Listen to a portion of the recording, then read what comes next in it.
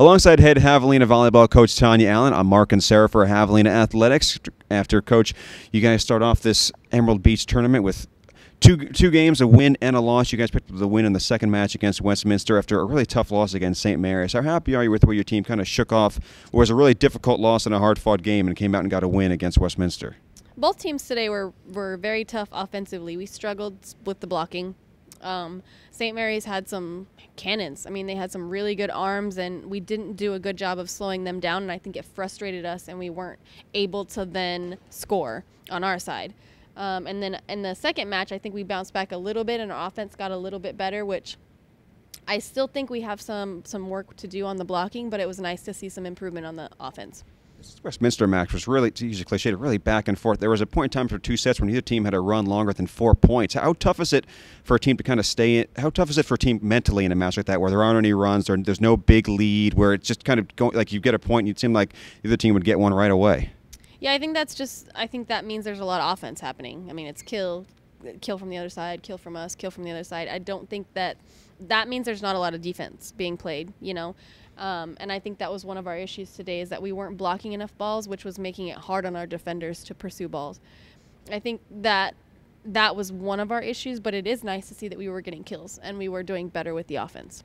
You had Kelsey Lukenbach get in for that. I think this was the first time she's played in a match here at home, and it seemed like the team just got a lot. It seemed like the energy on the team improved when that happened. How much of that was kind of your objective, your plan when you put her in? Yeah, that was her first time playing ever, because she redshirted last year, so that was her first time on the court, and it's cool for her that it was at home.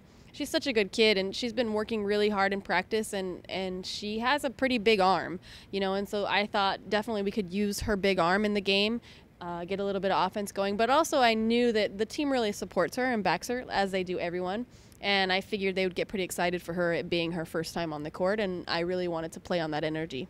First 2 sets, as I mentioned, were really close. The first one went to extra points. The second one, I think, was 25-23. The third one, you guys were able to get a little bit of breathing room at different points. What did you guys do differently or do better in the final set? Yeah, it was the energy level. I completely attribute it to that. The team got so excited, whether it be for Kelsey or just in general.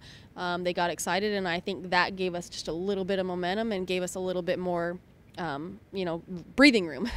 Obviously, 2 more matches tomorrow. You guys play the first one at 1. When you have 2 hard-fought matches like this in one day, how much, or does that affect the team at all when you have 2 more matches the second day?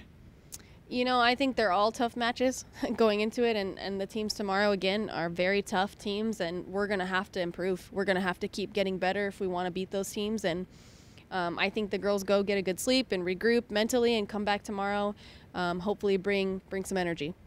Well, Coach, we'll see you back out here tomorrow. Thanks for the time. Thank you.